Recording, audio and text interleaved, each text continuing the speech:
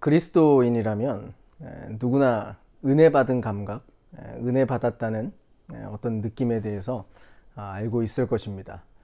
찬양을 부르다가 눈물이 왈칵 쏟아지는 경험도 하고요.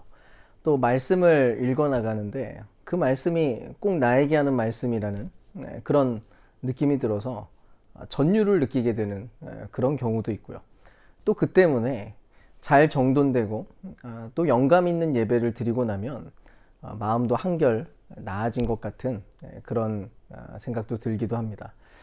실제로 많은 사람들이 수련회를 통해서 또 부흥회를 통해서 느꼈던 감정이나 경험들을 소중한 기억으로 간직하고 있을 겁니다. 여러 번의 집회와 또 오랜 기도를 하고 나면 어쨌든 은혜 받았다라고 하는 그런 감각들은 굉장히 커지게 되거든요. 또 일상생활에서도 우리는 은혜로운 체험과 감각들을 느끼곤 합니다. 어려운 일을 당했는데 하나님께서 피할 길을 내어주시는 그런 경험을 하기도 하고요. 심지어 더 좋은 것, 예상하지 못했던 더 선한 길로 인도해 주시는 그런 경험도 하곤 합니다. 그야말로 하나님의 은혜가 느껴지는 그런 순간들인 거죠. 실제로 이런 경험들은 우리가 예수님을 진정으로 믿을 때, 구원을 누리기 시작할 때, 그때 얻게 되는 너무나도 소중한 경험인 것이 분명합니다. 그런데 또 한편으로는 이런 은혜와는 괴리감을 보여주는 어떤 현실을 보곤 하는데요. 굳이 옆에 다른 사람들을 볼 것도 없이 우리 자신이 그렇습니다. 분명히 큰 은혜를 경험했고 심지어 예배도 너무나 감격스럽게 드렸는데 예배가 끝나고 돌아가는 그 차 안에서 분노로 가득 차는 일이 벌어지기도 하고요. 또 집에 가서 가족들과 크게 다투는 그런 일도 또 일어납니다. 어떤 경우에는 생명의 위협에서 건짐을 받는 그런 은혜, 암에서 치유가 되고 불치병이 낫는 그런 경험, 말 그대로 죽었다가 살아나는 그런 경험을 했는데도 그래도 마찬가지입니다. 단순한 어떤 신앙 고백과는 다르게 삶의 내용 자체는 전혀 변하지 않는 그런 모습을 보곤 한다는 것이죠. 그런데 사실 이게 얼마나 이상한 일인지 모릅니다. 분명 은혜 받은 감각도 있었고 그래서 나름의 눈물도 있고 결단도 있었는데 심지어 그래서 어떤 순간에는 내 마음 자체가 완전히 변화된 것 같은 그런 느낌도 들고 나 이제 천사가 됐나? 그런 느낌까지도 들었는데 그 변화가 그리 오래 지속되지 않는 그런 경험을 하곤 한다는 것입니다. 대체 이유가 무엇일까요? 또 어떻게 해야 우리가 누리는 그 은혜의 경험 안에서 삶이 변화될 수 있느냐는 것입니다. 오늘 본문 속에는 정말 놀라운 은혜를 경험한 10명의 사람이 등장합니다. 이들은 모두 나병 환자라고 하는데요.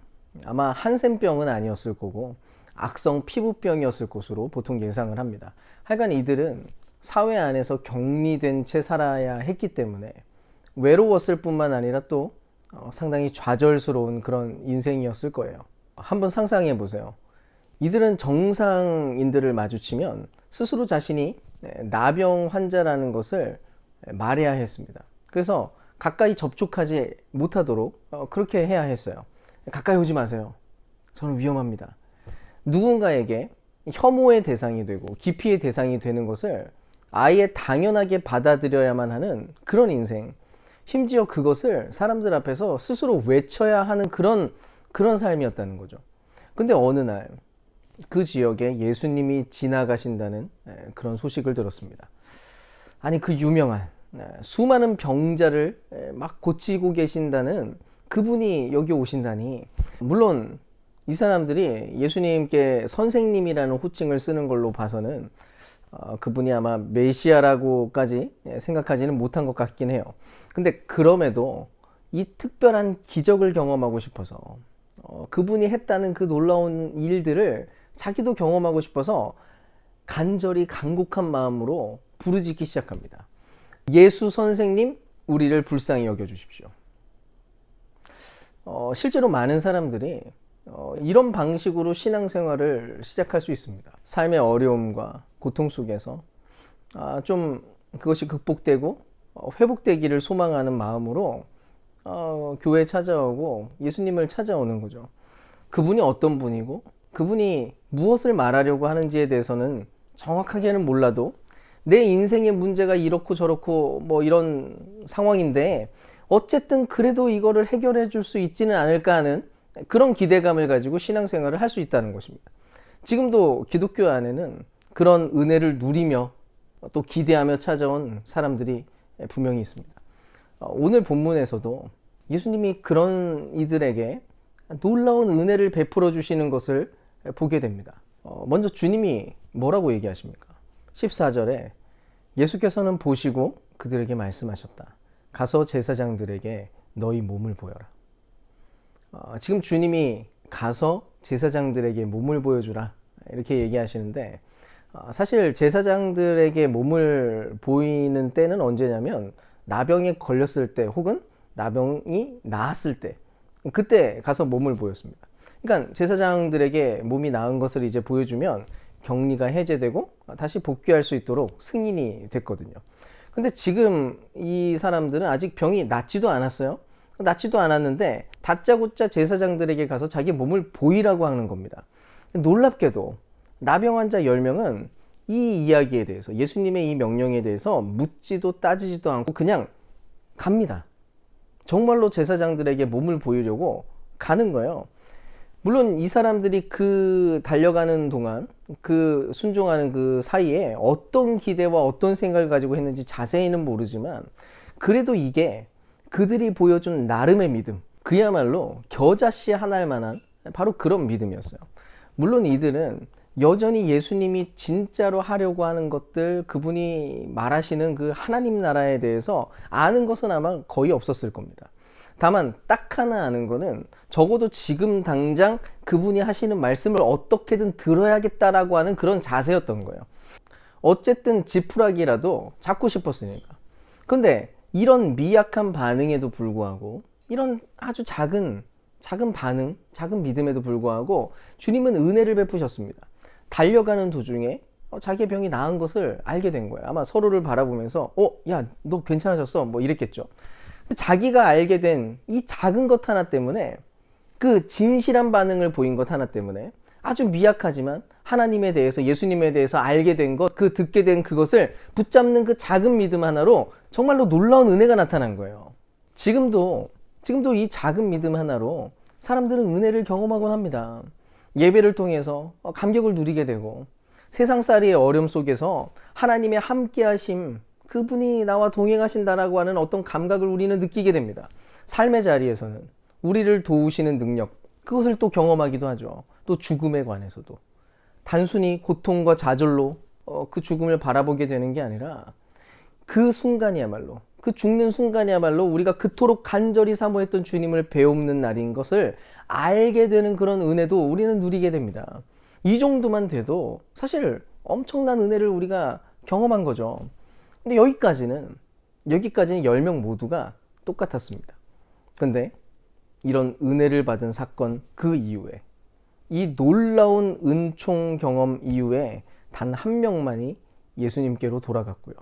나머지 9명은 그러지 않았다라고 오늘 성경은 기록하고 있습니다. 분명 병이 낫는 경험은 모두가 경험했는데 정작 예수님과 관계를 맺은 사람은 오직 한 명밖에 없었다는 거예요. 그것도 사마리아인이었던 그 한 명이었다고 합니다. 본문의 뉘앙스를 보면 나머지 9명은 아마 유대인이었을 것으로 추측이 되는데요. 하여간 이방인이었던 이 사마리아인 한 명을 향해서 예수님이 이렇게 얘기합니다. 19절을 보면 그런 다음에 그에게 말씀하셨다. 일어나서 가거라. 내 믿음이 너를 구원하였다. 특별한 경험, 특별한 은혜를 입은 것은 10명이었는데 지금 구원의 선포를 듣고 구원의 선언을 들은 것은 오직 한 명뿐이었다는 거예요. 그렇다면 자, 이 부분에서 여기서 예수님이 말하는 구원이라고 하는 말의 의미가 대체 뭘까요? 성경은 단지 사후세계, 구원을 단지 사후세계에 대한 보장으로 설명하고 있지 않습니다. 물론 그 부분은 당연하게 포함되어 있는 것이기는 하지만 그렇게 바라보는 것은 구원이 가지고 있는 진짜 본질, 핵심을 완전히 놓치는 거예요. 오히려 이런 겁니다. 이제서야 이 구원을 받고 나서야 정말 제대로 살게 된다는 것입니다. 그동안 거짓된 것을 보고 왜곡된 것을 바라보면서 그것을 의지하고 그것을 확신하면서 살아가다가 마침내 진실을 알게 됐다는 거예요. 인간의 생명, 온 세상의 생명이 하나님으로부터 온다는 사실을 알게 된 것이고, 심지어 그분이 우리를, 나를 사랑하시는 내 아버지라고 하는 그 사실에 대해서 알게 되는 것입니다. 그래서 나를 너무나 사랑하시는 그 하나님 아버지와 사랑하는 관계를 맺고, 그렇게 사랑하면서 그분을 의지하면서 그분의 풍요 안에 거하면서 살게 된다는 것이죠. 그제서야 진정한 인간성은 회복이 되고, 세상의 진실을 바라보면서 거짓에 현혹되지 않고 진실을 바라보면서 기쁨과 자유 속에서 살아가는, 우상에 얽매이면서 살아가는 것이 아니라 말 그대로 자유롭게 살아가게 되는 그런 일들이 벌어지게 된다는 것입니다. 그리스도 안에 있을 때에만 나 자신이 안전하다는 사실을 깨닫고 그분과 영원히 관계 맺는 일이 벌어진다는 거죠. 예수 그리스도께서 내가 너를 구원했다, 너의 믿음이 너를 구했다 라고 말하는 것은 바로 이런 의미였습니다. 만약 정말로 이것이 구원이라면 이 구원을 받은 인생은 변화될 수밖에 없는 거예요. 서로 진정으로 사랑하면 반드시 닮아가는 게 그게 인간이니까요. 안타까운 것은 지금도 수많은 사람들이 그래도 여러 가지 체험, 특별한 은혜들을 입고 살아가는데, 누군가는 삶이 변하고 누군가는 변하지 않는 그런 일이 벌어진다는 것입니다. 이유가 대체 무엇입니까? 특별한 은혜의 경험을 했던 10명 중에서 단 1명과 나머지 9명의 차이는 대체 어디에서 왔냐는 거죠. 바로 이 부분에서 신앙이 성숙하는, 삶이 변하는 굉장히 중요한 요소를 발견하게 되는데요. 15에서 16절을 한번 읽어보겠습니다. 그런데 그들 가운데 한 사람은 자기의 병이 나은 것을 보고 큰 소리로 하나님께 영광을 돌리면서 되돌아와서 예수의 발 앞에 엎드려 감사를 드렸다. 그런데 그는 사마리아 사람이었다. 이 사마리아 사람은 자기의 병이 나은 것을 보고 큰 소리로 하나님께 영광을 돌리면서 되돌아와서 예수의 발 앞에 엎드려 감사를 드렸다. 이렇게 표현합니다. 결국 삶의 변화를 주는 너무나 중요한 요소가 뭐냐면, 은혜를 그저 누릴 뿐만 아니라 그 누린 그 은혜에 대해서 적절한 반응을 보여야 했다는 거예요. 일단 먼저는 바로 되돌아와서라는 반응입니다. 되돌아와서. 바로 이 부분이 나머지 9명과 이 1명의 중대한 차이를 만들었는데요.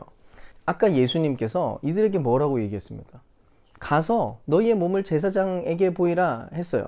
그런데 길을 가던 도중에 자기의 몸이 나은 것을 확인하고는 나머지 사람들은 뭐 진짜로 제사장들에게 자기 몸 보여주려고 달려갔는지 아니면 뭐 집으로 갔는지 알 길은 없지만, 어쨌든 이 사마리아인 1명은 즉시 예수님께로 돌아왔다는 것입니다. 지금 이 장면은 굉장히 놀라운 장면인데요. 지금 이 사람은 제사장들에게 몸을 보이라라고 하는 그 말씀에 대해서 새로운 해석과 새로운 방식으로 그것에 순종을 했던 것입니다. 사마리아인 이 1명만이 진정한 대제사장이신 예수님 앞에 지금 나온 거예요. 그야말로 예수님에 대한 어떤 새로운 이해가 생겨난 것이고, 그동안 살아가던 삶의 모든 방식들을 멈추고 몸의 방향을 바꾸어서 그분께 되돌아가는 그 자리에 서게 됐다는 것입니다. 그래서 그가 예수님께 돌아와서는 그 예수님께 어떻게 표현합니까? 아까는 그냥 선생님 그랬어요. 근데 예수님께 돌아와서는 오늘 성경을 보면은 예수의 발 앞에 엎드려 라고 표현되어 있는데요. 이걸 원문으로 보면요, 발 앞이 아니라 발 옆으로 되어 있습니다. 상상을 한번 해보세요. 지금 정수리 쪽에 발이 이렇게 있는 게 아니라 지금 발 옆에 얼굴을 대고 엎드린 거예요. 지금 이 자세만 봐도 지금 자기 자신에 대해서, 또 예수님에 대해서 지금 어떤 이해가 생겼는지가 지금 느껴지지 않습니까?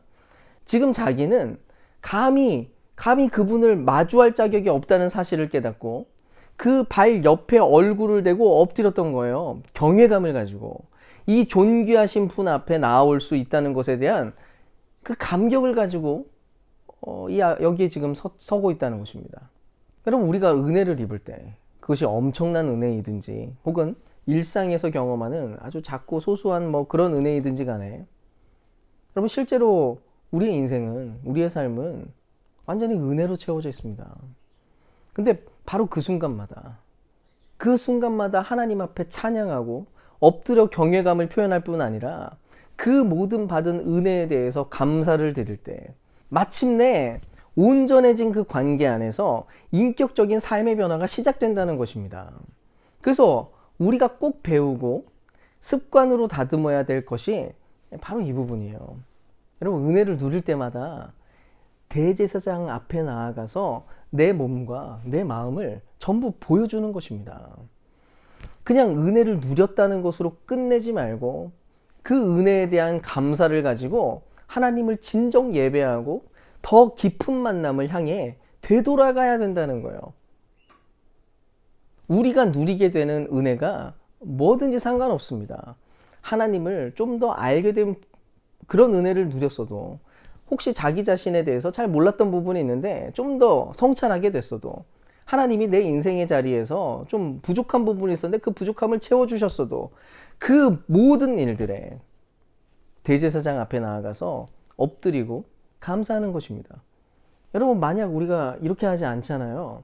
그러면 점점 은혜의 감각과 경험의 즐거움들에만 그냥 심취할 뿐이지, 정작 그리스도와의 관계가 깊어지는 일들은 잘 일어나지 못하게 되고 마는 것입니다. 구원은 원래 그런 건데, 구원은 그분과 진정 사랑을 누리는 관계가 됐다는 것인데 정작 그것을 못 누리는 거예요.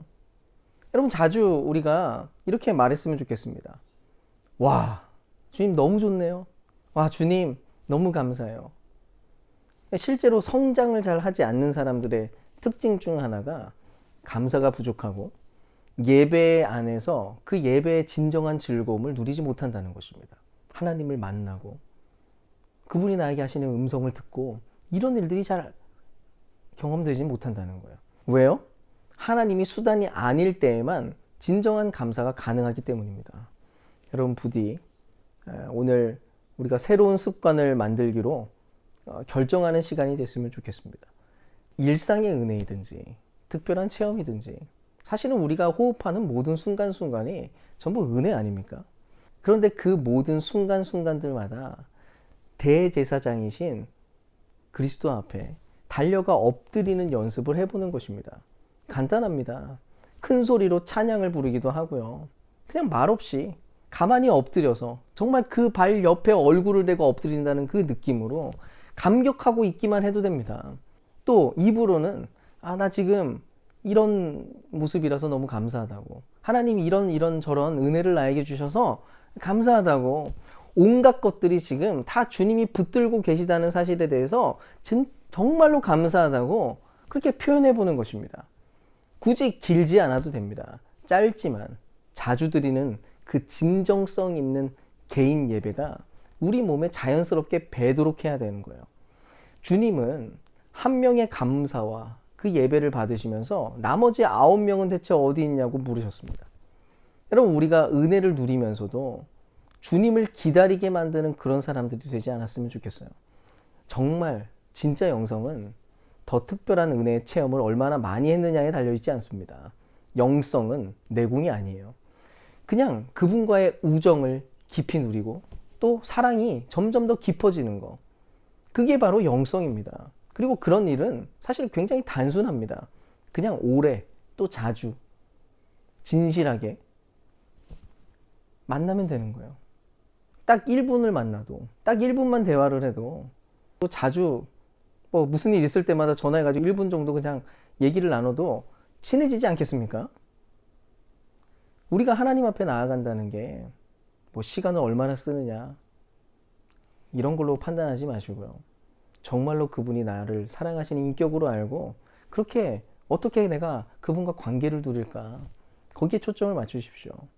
그럼 우리 모두가 은혜의 순간순간들마다 대제사장 앞에 나아가는 그런 습관을 계속해서 만들어 가시고 그 안에서, 그런 삶의 모습 속에서 그리스도를 닮는 더 큰 구원을 누리는 인생이 되어갈 수 있기를 주님의 이름으로 축원드립니다.